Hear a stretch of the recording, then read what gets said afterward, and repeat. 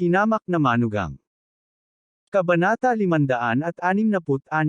Sayang naman kung ganun lang mamatay ang higanteng sawa na ito. Pagkatapos ng lahat, naabsorb nito ang potensyal na enerhiya ng Spirit Gathering Ground at naging kakaibang hayop na katatapos lang magkaroon ng sentido. Para sa mga magsasaka, ang laman at gallbladder nito maaaring gamitin upang magdala ng mga artifact forging. Gayunpaman, ngayon tinadtad na ang higanteng sawa bilang meat paste, hindi niya ito magagamit sa pagpino ng mga mahiwagang kayamanan.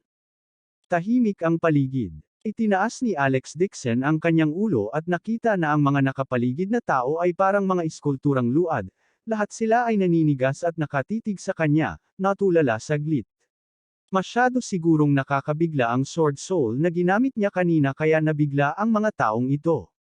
Nakaramdam ng panghihinayang si Alex Dixon. Ayaw niya kasing maging high profile. Kung alam niyang napakalakas ng 10,000 Sword Spirit Art, tatawagan lang sana niya ang Sword Soul, Divine Brilliance, at puputulan ang ulo ng Python gamit ang kanyang espada. Nakita ni Alex Dixon si Director Chin na tulala na nakatayo sa kanyang harapan. Tuyo siyang umubo at sinabing, "Shinju, ngayon lang talaga. Master Dixon, may kapangyarihan ka talaga. Ikaw, hindi ka ba talaga Diyos?" Tuwang-tuwa si Direk Shin kaya ang bilis ng tibok ng kanyang puso. Ang eksenang ngayon lang ay ganap na bumagsak sa pananaw sa mundo ng kanyang buong buhay.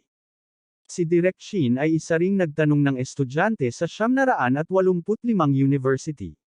Ilang taon na siyang nag-abroad para mag-aral at naisip niya na marami na siyang nakita. Gayunpaman, hindi niya inaasahan na ang eksenang kanina lang ay hindi niya malilimutan. Nag-alinlangan pa siya kung totoo nga ba ang materialismo na natutunan niya noon. Bago pa mabawi ni Alex Dixon ang kanyang sentido, biglang lumakad si Zhang Kai at lumuhad sa kanyang harapan. Sa sobrang tuwa ay hindi siya makapagsalita ng maayos. "Master Dixon, ako, mababa ang cultivation ni Zhang Kai. Nahihiya akong magpakita sa harap mo ngayon lang." Ngayon, pagkatapos makita ang banal na mukha ni Master Dixon, sa wakas ay nalaman ko na palaging may mas mahusay kaysa sa akin, at palaging may mas mahusay kaysa sa akin. Ako, ang Crimson Dragon King ng Yun State, ay hindi na naglakas loob na tawagin ang aking sarili ng ganoon. Nagsisiksikan ang mga tao sa paligid at pinalibutan si Alex Dixon sa gitna. Ang kanilang mga mata ay puno ng panatikong pagsamba, ngunit sila rin ay walang katulad na paggalang at hindi nang ahas na magsalita ng walang ingat. Napasinghap si Alex Dixon sa kanyang puso. Masyadong flashy ang atake niya kanina. Si Director Chin ay may gulat na ekspresyon. Magalang niyang tinanong, "Master Dixon, ang pag-atake ba na ginamit mo ngayon ay isang banal na kasanayan?" Nag-isip sandali si Alex Dixon at ipinaliwanag kay Director Chin, "Shinju, actually. Natutunan ko na ang Qigong at Qi refining dati. Ganito iyon. Sa kasalukuyan, mayroong enerhiya sa lahat ng dako ng bansa, at madalas na lumitaw ang mga lugar ng pagtitipon ng mga espiritu. Maraming mga cultivator ang gumamit din ng enerhiya na upang simulan ang pagsasanay sa Qi. Hindi rin ito lihim. Inakala ng mga ordinaryong tao sa labas na ito ay Qigong, ngunit hindi nila naisip na ito ay paglilinaw." Nagulat si Director Chin. "Ngunit, nakakita na ako ng Qigong Master dati. Sa karamihan, mga bato o espada lang ang kaya nilang mabasag, ngunit ang ginawa mo ngayon lang. Para maabot ang Qi refinement ni Alex Dixon ngayon lang, nakakagulat lang."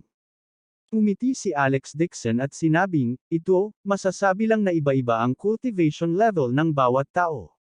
As long as they cultivate to a certain level, maaabot din nila ang level ko." Pagkatapos sabihin niyon, sinulyapan niya ang lawa at sinabing, "Director Chin, ngayon ko lang naramdaman ang pagkakaroon ng mga parasito sa higanteng sawa na ito. Nakatago ito sa malalim na lawa, at ang mga parasito at miasma sa katawan nito ay dumadaloy pababa sa bundok na may stream. Mabilis na kumalat ang miasma sa hanging kasabay ng agos ng batis, na pinupuno ng miasma ang buong Shenlang Ridge. Gayunpaman, ang makamandag na uod ay dumaloy sa paanan ng bundok. Kung may uminom ng batis, ang makamandag na uod ay papasok sa kanilang katawan at magsisimulang kumalat." "Ay, ganun ba? Pinilit ni Director Chin ang sarili na bumalik sa realidad at nagpapasalamat na sinabi, "Salamat, Master Dixon. Ang krisis ng nakakahawang sakit ay dapat na malutas ngayon." Tumango si Alex Dixon at sinabing, "Hindi ko alam kung may iba pa bukod sa pulang sawa sa lugar na ito. Bumaba muna tayo ng bundok." Okay. Takot na takot si Director Chin kanina kaya natakot siya. Ngayong nakabawi na siya, hindi na siya makapaghintay na bumaba ng bundok sa lalong madaling panahon. Bagamat ang iba sa mga tao ay nabibigla rin, wala ni isa sa kanila ang gustong manatili pa rito. Nagmamadali silang bumaba ng bundok. Sa 5 gwardya na naiwan ni Balung, 3 sa kanila ang natangay na ng higanteng sawa sa lawa. Ang 2 pa ay nakahiga sa lupa nang hindi humihinga. Isa lamang sa mga bodyguard ni Director Chin ang halos hindi makalakad, at sila ay dumanas ng matinding casualty. Sa kabutihang palad, sa ilalim ng kanilang proteksyon, ang ilang mga araw na eksperto ay hindi nasaktan, at ang iba ay nasugatan. Nang makita ang mga taong naglalakad pababa ng bundok, muling sinabi ni Alex Dixon, "Director Chin, kung ano ang nangyari kanina. Sana ay ilihim mo ito sa akin. Pinakamabuting huwag ibalita ito." "Bakit?" Natarante si Zhang Kai at magalang na sinabi, "Master Dixon, sa iyong mga kakayahan ngayon, ganap mong maitatag ang iyong reputasyon sa Yangtze." Malumanay na sinabi ni Alex Dixon, "Ang sabigan at kayamanan ay mga makamundong pag-aari lamang. Ayokong istorbohin ng iba, at ayokong istorbohin ng iba ang aking asawa." Agad na bumalik sa katinoan si Direk Chin at mabilis na sinabi, "Master Dixon, huwag kang mag-alala. Hindi ko sasabihin kahit kanino ang tungkol sa nangyari ngayon." Lahat ay tumongo. Paano sila maglakas loob na sabihin sa sinuman ang tungkol sa nangyari? Kung magagalit sila kay Master Dixon, hindi nila malalaman kung paano sila namatay. Nanumpa din ang ilang foreign experts sa langit, sa takot na gawin itong tinadtad na karne ni Alex Dixon sa sandaling magalit siya. May gustong sabihin si Qing Yue, ngunit sa huli, hindi siya nagtanong ng anuman at sinabing, "Hindi ka bababa ng bundok. Mauna na kayo." Sabi ni Alex Dixon, "Titingnan ko ulit ang eksena. Mamaya na ako bababa." Sumigaw si Director Chin, "Gusto mo bang mag-iwan ng magpoprotekta sa iyo?" Umiti si Alex Dixon at umiling. Sabi niya, "Hindi na kailangan." Nang sabihin ito ni Director Chin, pinagsisihan niya ito. Sa lakas ng espada ni Master Dixon kanina, kailangan pa ba niyang magpadala ng mga tao para protektahan siya? Kung nanatili ang mga taong ito dito, magiging pabigat lang sila kay Master Dixon. Matapos panuurin ang mga taong umaalis sa bundok, lumingon si Alex Dixon at tiningnan ang eksena. Naglakad siya sa gilid ng pool at biglang tumalon sa tubig. Ngayon lang, ginamit niya ang kanyang hitsura na sentido para tumingin sa paligid at tingnan kung may iba pa maliban sa pulang sawa. Bigla siyang nakaramdam ng malakas na enerhiya sa ilalim ng pool. Noong siya ay nasa kuweba ng talon, dahil ang enerhiyang yin na ibinuuga mula sa labi ng kanyang amo ay mabigat, ang mga potensyal na masyadong enerhiya ay naharang. Nang kumalat ang yin chi, agad itong naramdaman ni Alex Dixon. Natatakot siya na may mga hayop sa ilalim ng lawa. Kaya naman, pinababa muna niya ang lahat sa bundok para makaiwas sa panganib. Binalot ng espiritual na chi ang katawan ni Alex Dixon. Lumutang siya sa pond na parang nakatayo sa isang lalagyan na hugis itlog, walang patak ng tubig na dumadampi sa kanya. Ang tubig ng pond ay 40 hanggang 50 metro lamang. Mabilis siyang nakarating sa ilalim ng lawa. Sa hindi kalayuan, mayroon talagang isang damo na naglalabas ng mahinang pulang ilaw. Yang spirit grass. Nagulat si Alex Dixon. Hindi niya inaasahan na magkakaroon ng ganoong yang spirit grass sa malamig na lupaing ito. Gayunpaman, pagkatapos mag-isip ng ilang sandali, mabilis niyang naunawaan. Sina Yin at Yang ay nagkontra sa isa't isa, ngunit ginawa rin nila ang isa't isa. Kadalasan sa napakalamig na lugar, kasabay nito, magkakaroon din ng mga kayamanan ng matinding yang. Ang dalawa sa kanila ay nagpigil sa isa't isa, nagpapalusot sa isa't isa, at lumaki ng walang katapusan. Iniunat ni Alex Dixon ang kanyang kamay at kinuha ang yang spirit grass. Isang alon ng init ang agad na kumalat sa kanyang palad. Agad naman itong binalot ni Alex Dixon ng spirit energy at inilagay sa kanyang bulsa. Maaaring gamutin ng yang spirit grass ang lason ng yin. Madalas itong ginagamit ni cultivator upang gamitin ang mga gamot na tabletas o ilagay ito sa kanyang katawan upang pumunta sa isang napakalamig na lugar upang maghanap ng mga kayamanan. Sa pamamagitan nito sa kanyang katawan, hindi siya maapektuhan ng lamig ng yin.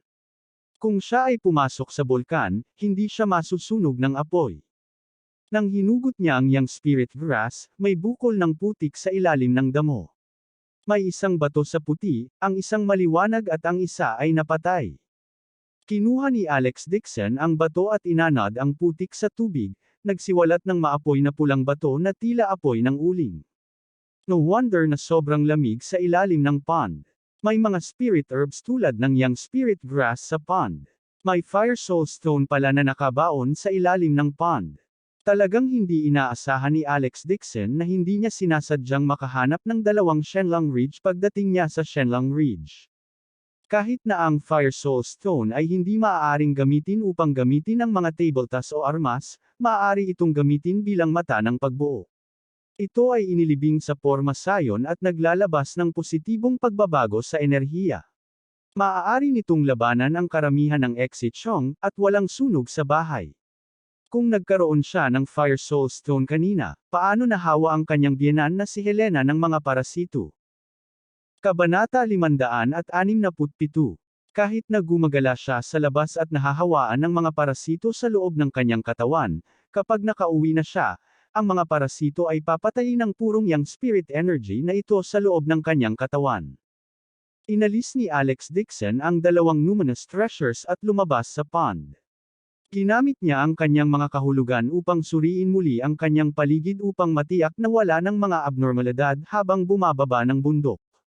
Pagbaba niya ng bundok, tumalikod siya at yumuko sa pasukan ng kuweba sa likod ng talon. Guro, tatandaan ng iyong alagad ang iyong huling pagpasok. Pagkatapos kong bumaba sa bundok, gagawin ko ang lahat ng aking makakaya upang matupad ito. Lahat ng nakuha niya ngayon ay lahat dahil hindi niya sinasadyang nakuha ang 9 Profound Heaven Scripture ng 9 Profound Sect. Kung hindi, paano ito naging ganito? Natatakot siya na mamatay siya kasama ng kanyang mga magulang. Gayunpaman, alam na ngayon ni Alex Dixon na kahit isang tipak ng spiritual sense ng kanyang master ay madaling supilan siya. Marahil ay may mga mas mabigat na kalaban na nagkukubli sa ibang mga lugar. Ang mundo ay walang hangganan. Mula ngayon, kailangan niyang magtanim ng higit pa at maging mas malakas. Sa ganitong paraan, malalabanan niya ang hindi kilalang mga panganib sa pagharap at maprotektahan ang lahat ng gusto niyang protektahan. Akmang aalis na si Alex Dixon sa bundok, bigla siyang nakaramdam ng kakaiba. Bigla niyang inangat ang ulo at tumingin sa bangin sa ibabaw ng talon. Nagdilim na ang langit, at kaakibat ng ambon mula sa talon, ang bangin ay tila natabunan ng isang suso ng puting usok.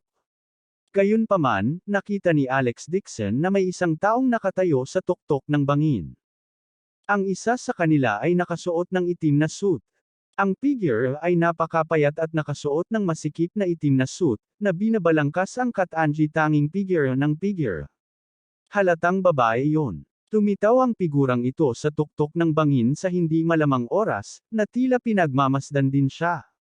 Marahil ay hindi niya inaasahan na mapapansin ni Alex Dixon ang kanyang pag-iral. Tila natigilan siya habang kumislap ang kanyang figure at mabilis na nawala sa tuktok ng bangin. Kumunot ang noo ni Alex Dixon at tumingin sa direksyon kung saan nawala ang figure. Nang lumitaw ang figure, naramdaman na niya ang parehong chi gaya ng red python sa ilalim ng pond. Ang crimson python sa ilalim ng pond ay hindi nagkataon, ngunit ito ay dumarating sa figure na ito. Marahil, ang crimson python ang espiritong hayop na pinalaki ng figurang ito, at siya ang may-ari ng crimson python.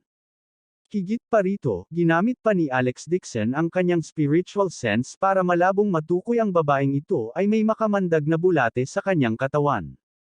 Siya ang guri locator, at ang espiritual na chi na ibinubugaw mula sa kanyang katawan ay napakalamig, at ang kanyang konstitusyon ay purong yin din.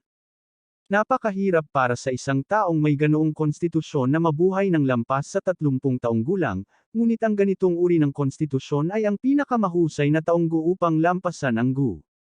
Gayunpaman, pagkatapos niyang mapansin ang babae, agad itong nawala sa tuktok ng bangin. Gusto man siyang habulin ni Alex Dixon, wala siyang kapangyarihan ngayon. Ngayon lang, noong ginamit niya ang Myriad Sword Spirit Art, pinunit na niya ang pulang sawa. Nang ilabas niya ang Sword Soul, halos na-absorb na niya ang lahat ng enerhiya sa kanyang katawan. Hindi niya inaasahan na ang pagpapakawala sa Sword Soul ay talagang maubos ang lahat ng kanyang enerhiya. Gayunpaman, ito ay nasa loob din ng mga inaasahan ni Alex Dixon. Ang kanyang kasalukuyang cultivation base ay nasa unang bahagi lamang ng core formation, at ang cultivator, na kayang kontrolin ang Sword Soul, ay halos nasa yugto ng Nascent Soul.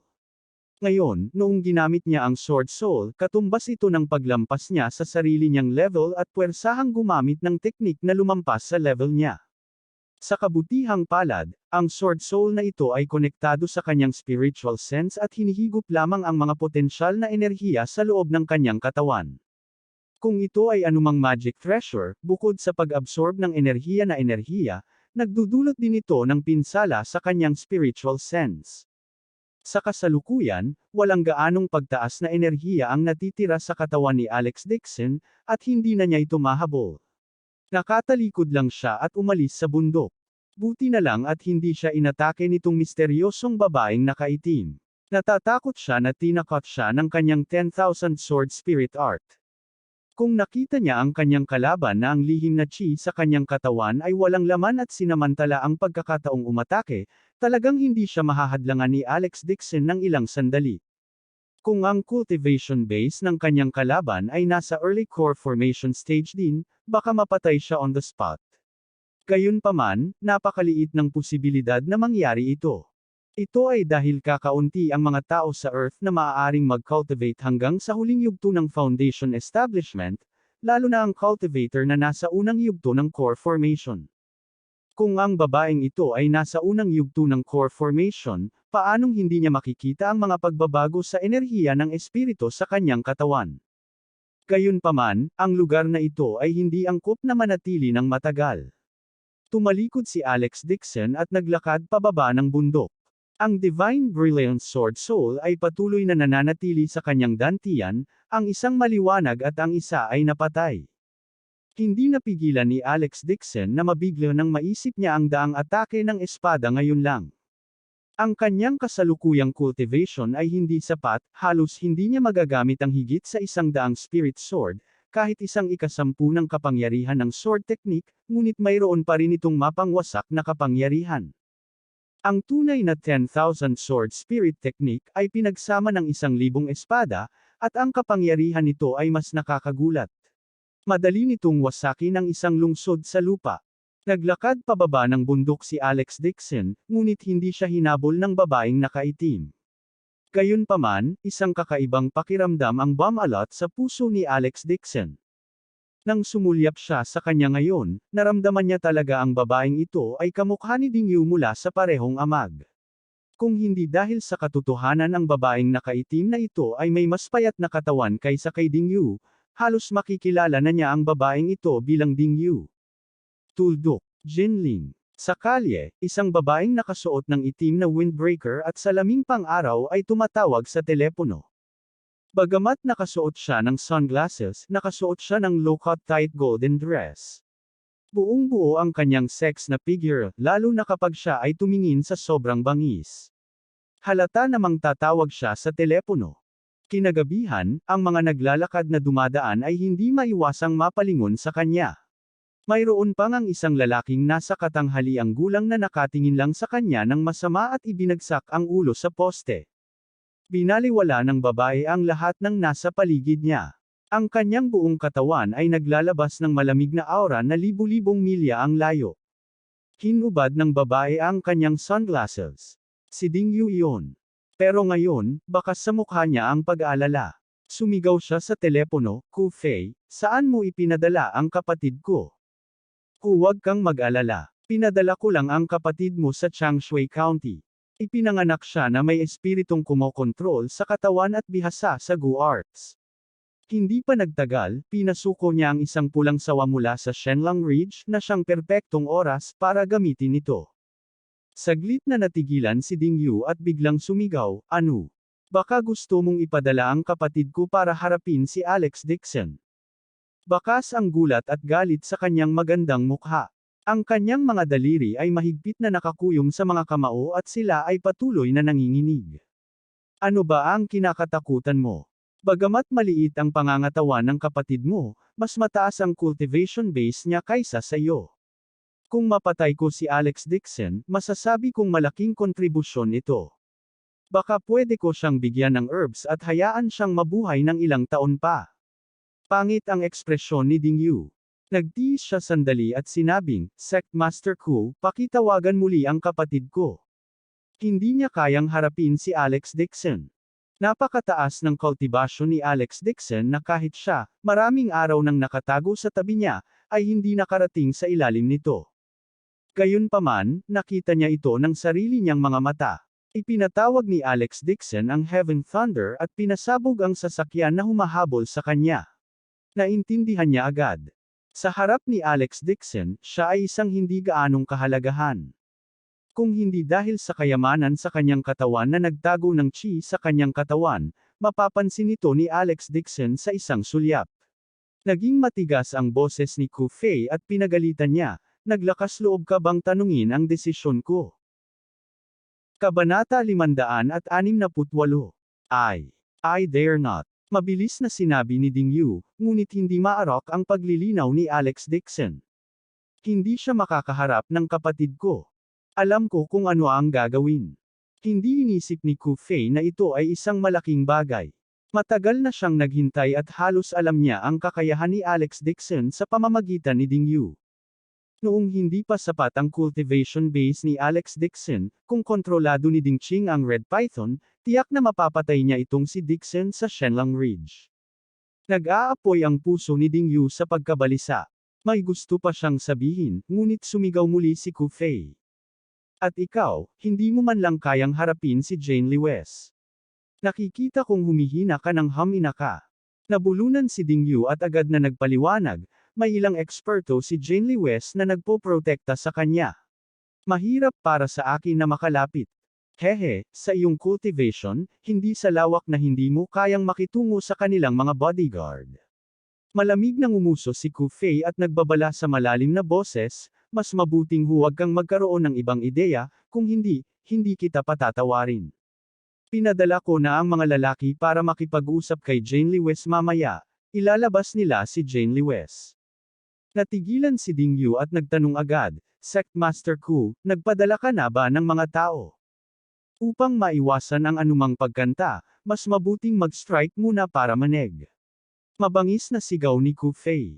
"Kung mabibigo ka ulit sa pagkakataong ito, magiging walang kwentang basura ka. Alam mo kung ano ang mangyayari sa iyo." Pagkatapos sabihin iyon, ibinaba ni Ku Fei ang telepono. Nakatayo si Ding Yu sa gilid ng kalsada, hindi sigurado ang kanyang ekspresyon. Sa isang banda, nag-aalala siya sa kanyang nakababatang kapatid na si Ding Qing, at ang kanyang puso ay nag-aalab sa pagkabalisa. Sa kabilang banda, hindi niya akalain na si Ku Fei ay talagang magpapadala ng mga assassin kay Jane Lewes. Natatakot siya na hindi na makaligtas si Jane Lewes sa pagkakataong ito. Ngunit ang kanyang nakababatang kapatid na si Ding Qing ay nasa ilalim pa rin ng kontrol ni Ku Fei.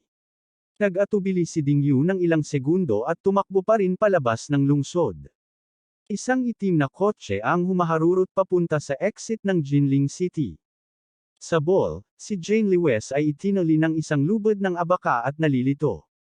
Papunta pa lang siya sa banyo habang naghihintay sa labas si Baldy at ang ilan pang bodyguard. Paglabas pa lang niya, may dalawang matangkad na babae na nakasuot ng sunglasses na pumasok at biglang nagdiin ng ilang acupuncture point sa katawan niya. Agad na nawala nang gumalaw si Jane Lewes at bumagsak sa lupa sa takot. Inilagay siya ng dalawang babaeng ito sa isang malaking malita at hayagang hinayla palabas ng banyo. Pagkatapos ay pumunta sila sa underground parking lot at pinasok siya sa trunk ng isang BMW. Hinubad ng dalawang babae ang kanilang peloka at napagtanto ni Jane Lee West na kabilang partido ay talagang nakadamit bilang isang babae. Naging itim ang paningin ni Jane Lee West at ang kanyang puso ay walang kapantay na naguguluhan.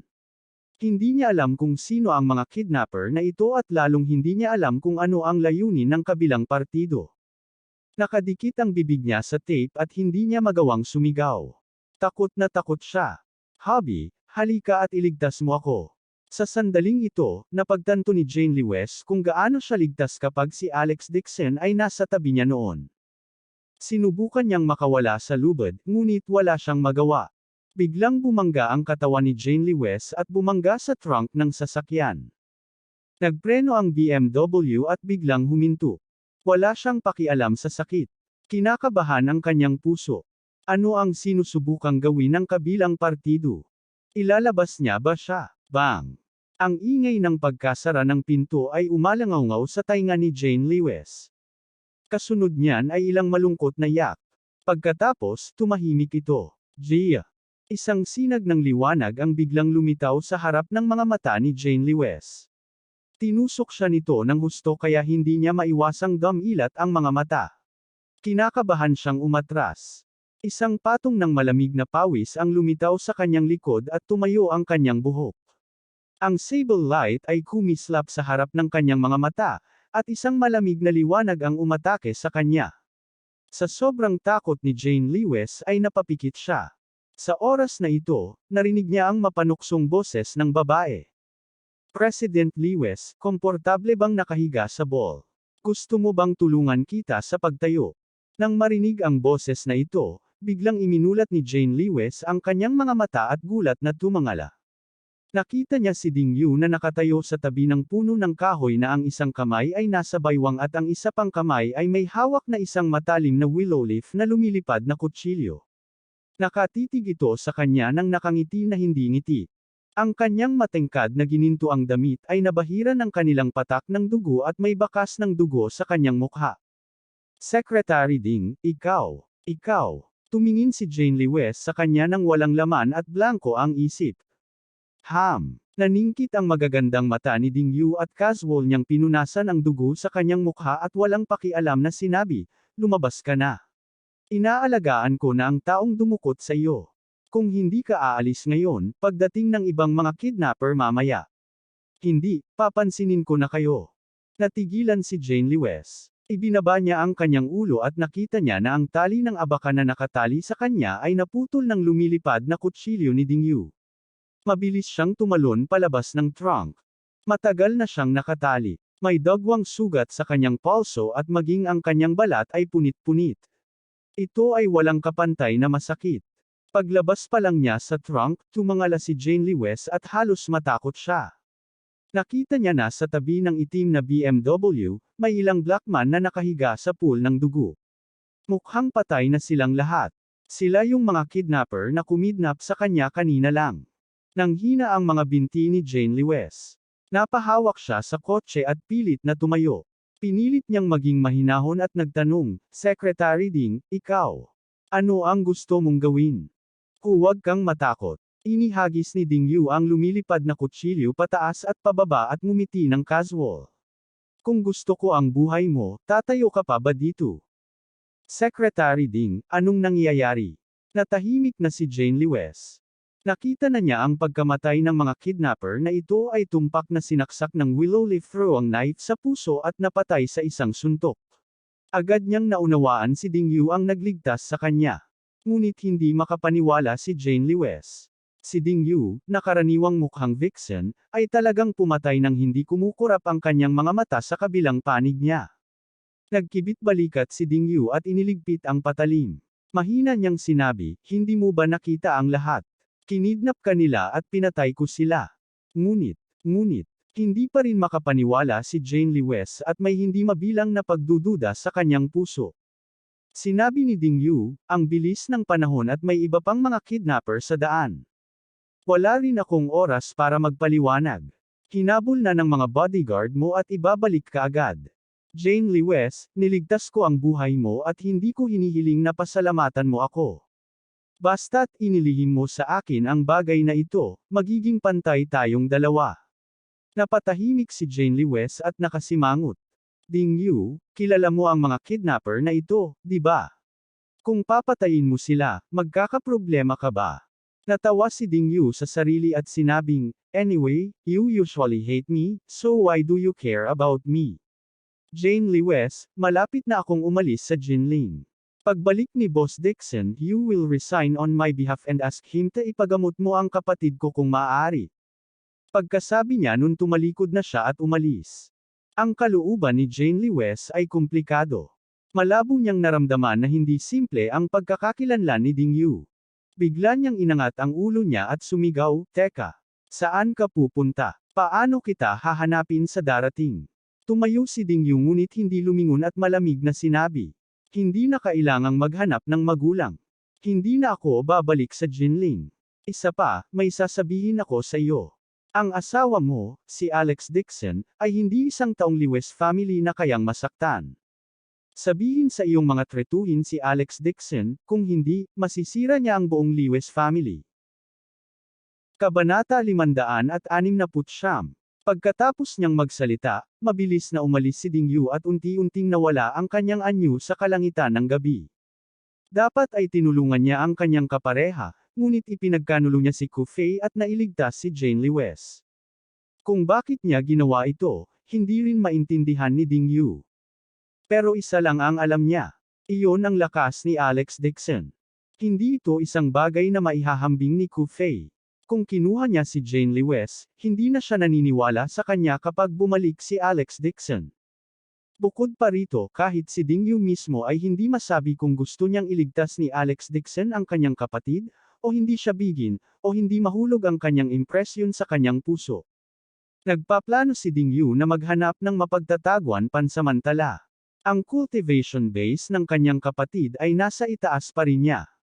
Kung gusto ni Ku Fei na gamitin si Ding Qing, wala siyang gagawin sa kanya. Ang figure ni Ding Yu ay nawala sa gabi.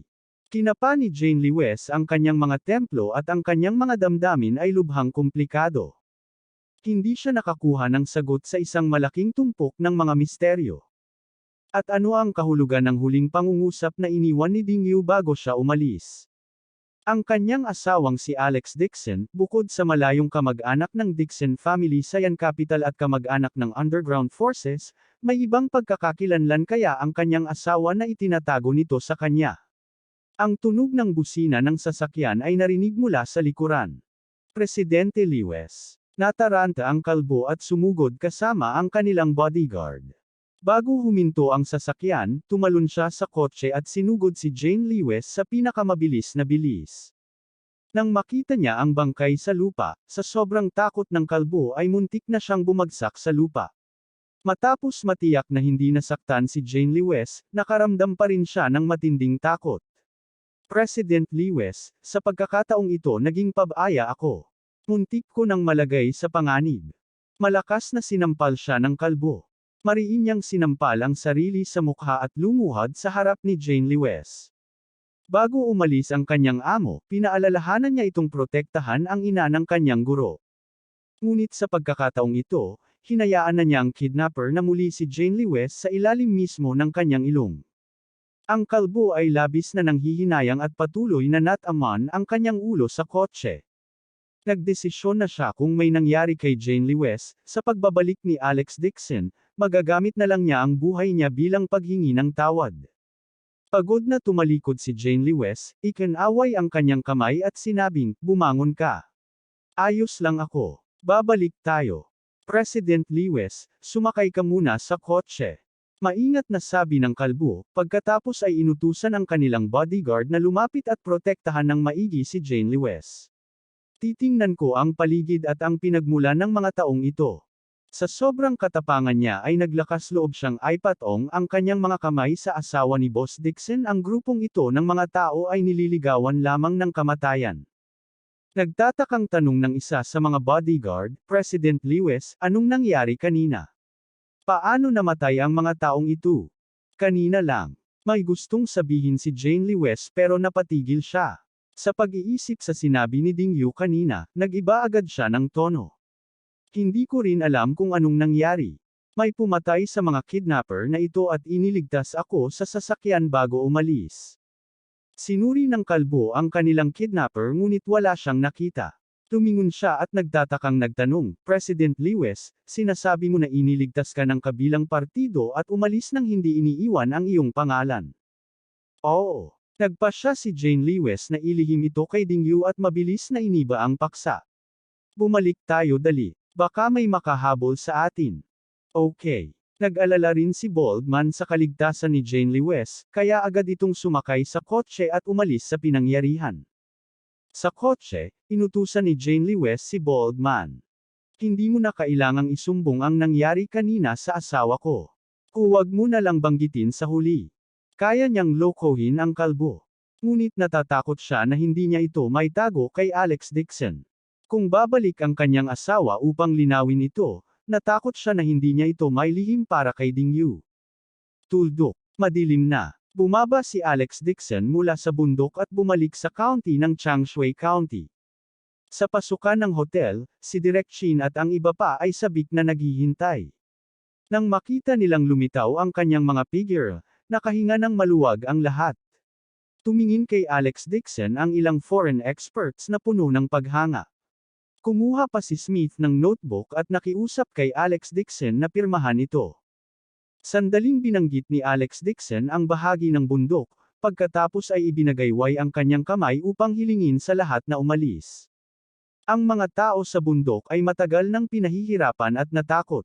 Ngayong nakita nilang ligtas na umalis si Alex Dixon sa bundok, lahat sila ay nakahinga ng maluwag at bumalik sa kanilang silid sa hotel upang magpahinga. Sumunod si Nina sa likod ni Alex Dixon at nagtanong na puno ng paghanga ang mukha. Dixon, sabihin mo sa akin ang totoo. Divine Immortal ka ba talaga? Nakakita ka na ba ng Diyos na katulad ko, kumain, matulog, mag-asawa ng asawa? Hindi alam ni Alex Dixon kung tatawa o iiyak. Kung gayon ay talagang mangha ka ngayon, tulad ng isang Superman. Maaari mo ba akong turuan ng ilang mga kasanayan sa Qigong? Nag-isip sandali si Alex Dixon at ngumiti. Oo naman, magpapapino ako ng ilang pills para sa iyo. Matutulungan mo itong ayusin ang iyong katawan, at bibigyan kita ng isang set ng mindlo para linangin.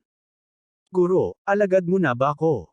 Ang asul na mga mata ni Nina ay kumikinang sa pananabik habang nakatingin sa kanya ng walang kapantay na paggalang. Hindi nakaimik si Alex Dixon. Maya-maya, umiling siya at ngumiti ng mapait. I am just giving you some pointers. I am not taking you as my disciple. These few pills can both adjust the body and help you bring them back to the US. Maaari nilang gamutin ang cancer sa tiyan ng nanay mo. Hindi lahat ay maaaring maging kanyang alagad. Higit pa rito, opisyal na siyang naging disipulo ng Nine Black Sect, kaya mas maingat na kunin siya bilang isang disipulo. Bakas sa magandang mukha ni Nina ang pagkadismaya. Gustong-gusto niyang maging babaeng alagad ni Alex Dixon, kaya may magandang dahilan siya para hanapin ito anumang oras. 2. Akmang babalik na si Alex Dixon sa kanyang silid, mula sa kanyang likuran ang excited na boses ni Nina. Alex Dixon, nakita ko mula sa isang sinaunang libro na ang lalaki ni Yanxia ay maaaring magkaroon ng 3 asawa at 4 na babae. Ikinalulungkot ko na hindi ako maaaring maging disipulo mo, ngunit kung plano mong kumuha ng mga asawa sa hinaharap, maaari mong simulan alang ako. Paft. Halos lumuwa si Alex Dixon ng isang subo ng dugo. Hindi niya alam kung aling sinaunang kasaysayan ang tinitingnan ng mainit na blonde na babaeng ito, ngunit talagang na-brainwash ito at gustong maging asawa niya. Tiniis niya ang awkwardness at tumalikod. Mataimtim niyang ipinatong ang kanyang mga kamay sa mga balikat ni Nina. Dixon, pwede ba? Naningkit ang mga mata ni Nina sa pananabik habang nakatitig sa kanya. Itinuring niya ngayon si Alex Dixon bilang isang Diyos na pag-iral. Para makapag-asawa ng ganoong lalaki, hindi siya nagdalawang isip. Huminga ng malalim si Alex Dixon at seryosong itinuro sa kanya, Nina, ngayon ay konektado na si Yanxia sa mundo. Sa legal na paraan, monogamy system ang ipinatupad. Ang 3 asawa at 4 na babae na binanggit mo. Iyan ang lahat ng mga bagay na nangyari daan-daang taon na hindi sila pinapayagan ngayon. Tapos wala na akong chance. Bakas agad sa mga mata ni Nina ang panghihinayang habang sabik na nakatingin sa kanya. Tumingon ang asul niyang mga mata at sinabing, "It's alright. I can be your lover. I don't mind any status." Nanginginig ang buong katawan ni Alex Dixon at hindi siya makapagsalita ng kahit isang salita. Matagal na niyang narinig na avant-garde ang iniisip ng dayuhang babaeng ito. Hindi niya inaasahan na makikilala niya talaga ito ng personal. Pagkaraan ng ilang sandali, bumalik siya sa kanyang katinoan at awkward na sinabi, "I'm sorry, I am wholehearted devoted to my wife, I don't want to betray her." Nakaramdam din ng kawalan si Nina at naiinggit na sinabi, "Ang swerte talaga ng misis mo na nakahanap ka ng lalaking katulad mo bilang asawa niya. Mukhang ordinaryong magkaibigan na lang tayo simula ngayon." Umiti si Alex Dixon at sinabing, "Hindi problema ang maging magkaibigan. Kapag bumalik ka sa bansa at nakatagpo ng kahirapan sa pag-aaral, makipag-ugnayan sa anumang oras." "Dixon, ang galing mo." Naantig si Nina. Inabot niya ang mala-jade niyang braso para yakapin ang leeg nito at hinalikan siya sa mukha. Mabilis na tinulak ni Alex Dixon si Nina. May malaking marka ng pulang kolorete sa mukha, agad siyang naglakad pabalik sa kwarto. Katatapos lang niyang matulog kasama ang kanyang asawa at dumating sa Shenlang Ridge. Panahon na para masunog ang panggatong. Ang sigasig ng dayuhang babaeng ito ay hindi niya kayang tanggapin. Kabanata 570. Bumalik si Alex Dixon sa kanyang silid at isinara ang pinto. Naka-cross-leg siya kay Shimensi at nagsimulang sumipsip ng enerhiya na enerhiya. Ang Changshui County ay nasa ilalim mismo ng paanan ng Shenlang Ridge. Kahit na ang enerhiya na enerhiya sa hangin ay hindi kasing siksik ng nasa Shenlang Ridge, sapat na yon. Ipinikit ni Alex Dixon ang kanyang mga mata at nagnilay-nilay, pagkatapos ay nagsimulang magpalipat-lipat ng batas sa pag-iisip. Ang mga hibla ng paglilipat na enerhiya ay parang mga dragon na lumalangoy, na sinisipsip sa kanyang katawan mula sa lahat ng direksyon. Pagkalipas ng 2 oras, dahan-daang iminulat ni Alex Dixon ang kanyang mga mata at muling nabuhayan ng loob.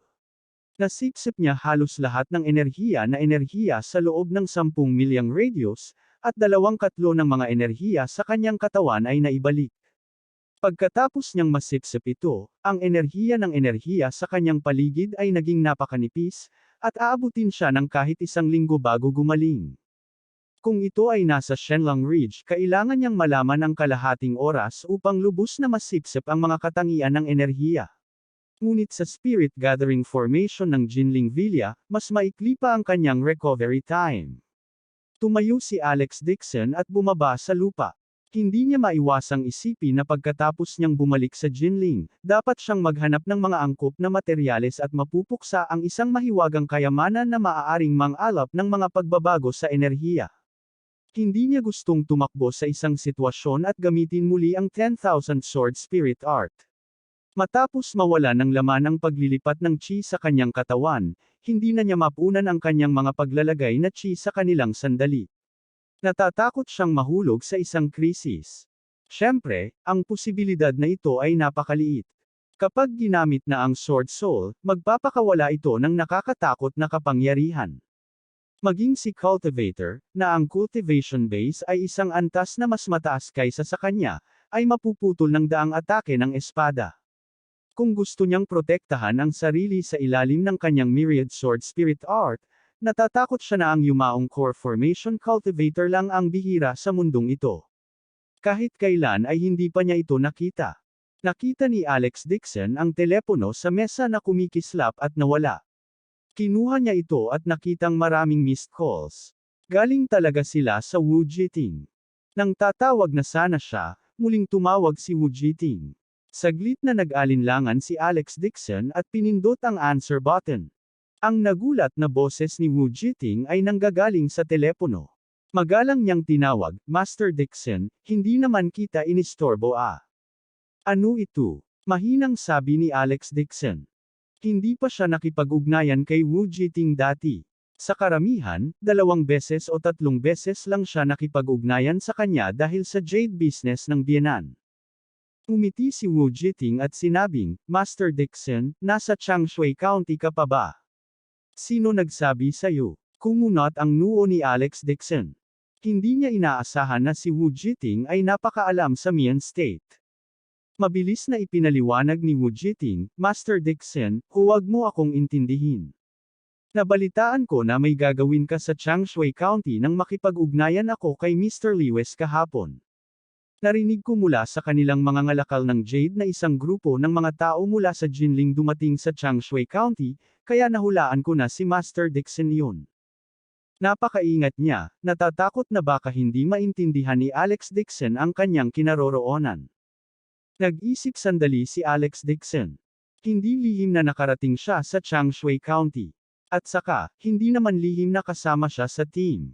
Mayroong ilang mga dayuhan sa grupo, na nagpapatingin sa paligid ng mga tao ng Changshui County. Kaya naman, casual niyang sinabi, oo, sumama ako sa isang medical team mula sa ibang bansa para gumawa ng isang bagay. Pero ngayon natapos ko na ang aking negosyo, babalik na ako sa Jinling bukas. Aalis ka agad. Natigilan si Wu Jiting at mabilis nang umiti ng paumanhin.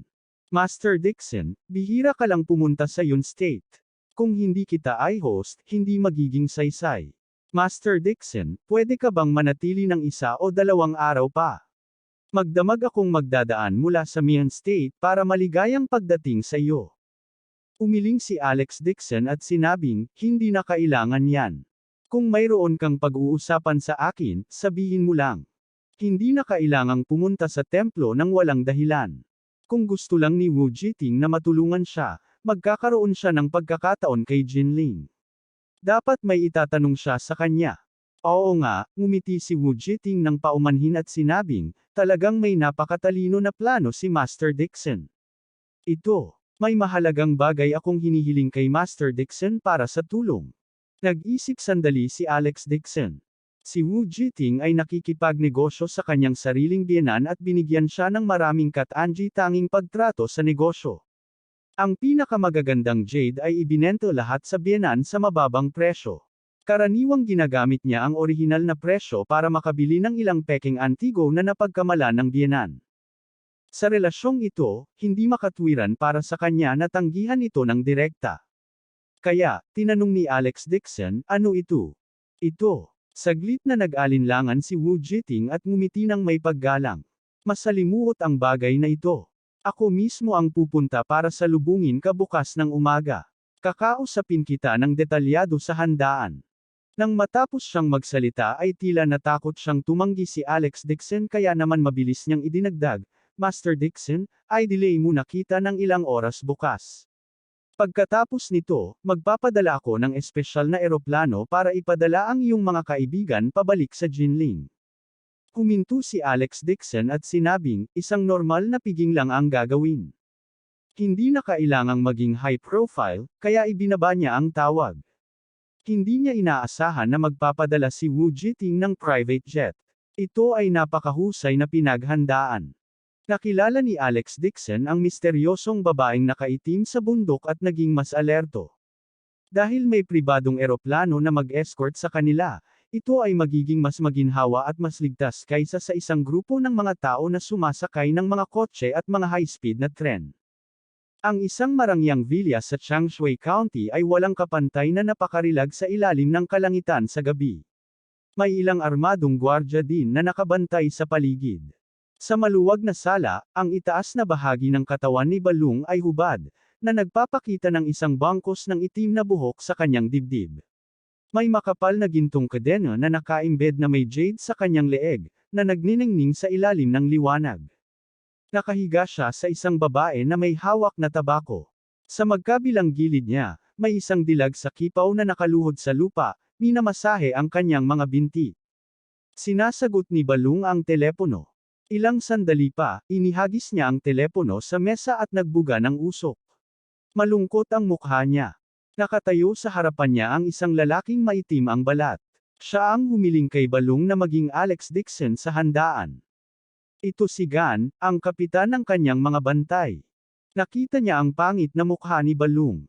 Agad na nagtanong si Gan na may paggalang, Bro Long, hindi ko akalain na ang lalaking may apelyidong Dixon ay napakaswerteng makakababa ng buhay sa Shenlang Ridge.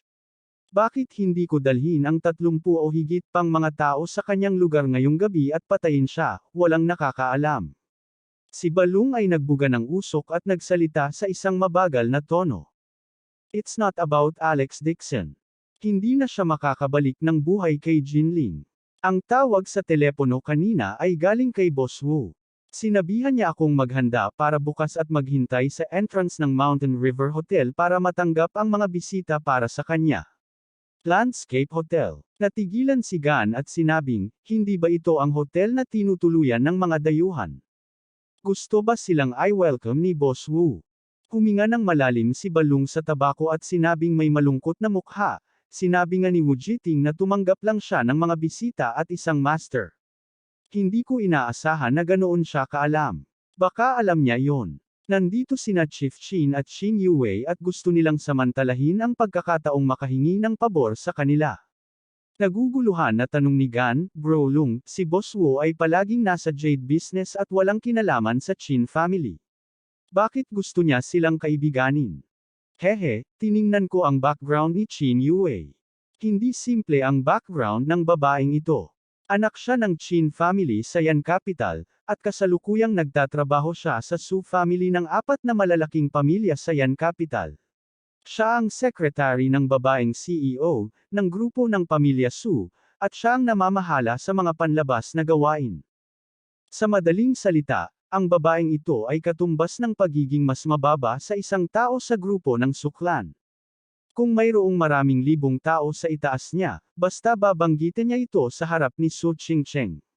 Isang pangungusap ay sapat na mapagpasyahan ang buhay at pagkamatay ng maraming kumpanya ay kamag-anak niya, at silang dalawa ay mula sa isang pamilya.